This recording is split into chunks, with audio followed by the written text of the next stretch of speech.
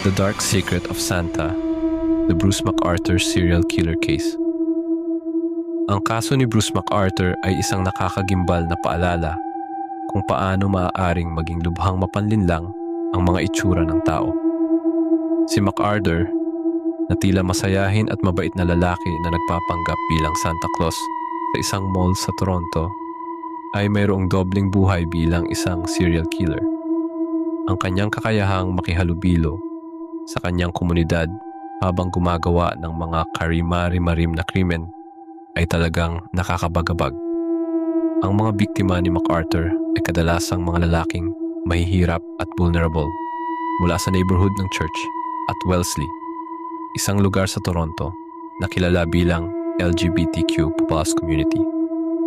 Ang kanyang paraan ng pagpatay gamit ang pagsasakal at ang kanyang mga kasunod na gawain tulad ng pagkuha ng litrato ng kanyang mga biktima na nakaposisyon na parang buhay ay nagpapakita ng isang taong may malalim at baluktot na pag-iisip. Ang katotohanan, ginamit niya ang kanyang negosyo bilang landscaper para itago ang mga bangkay ng kanyang mga biktima ay nagdagdag ng karagdagang takot sa kanyang mga krimen.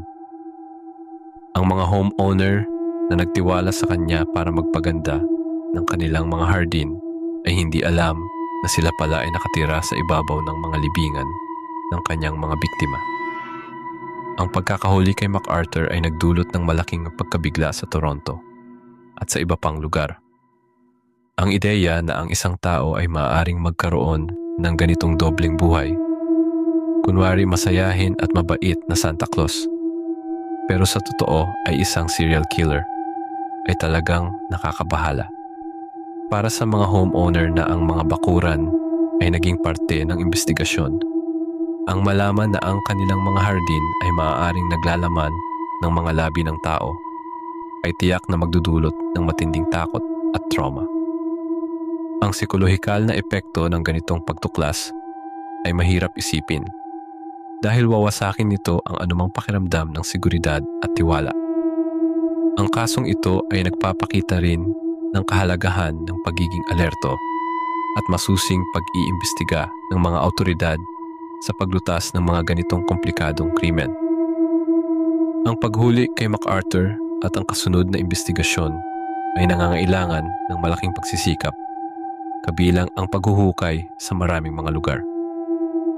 Ito ay isang malupit na paalala na ang kasamaan ay maaaring magtago sa mga ordinaryong itsura, at kahit ang mga tila simpleng tao ay maaaring mayroong madilim na sikreto.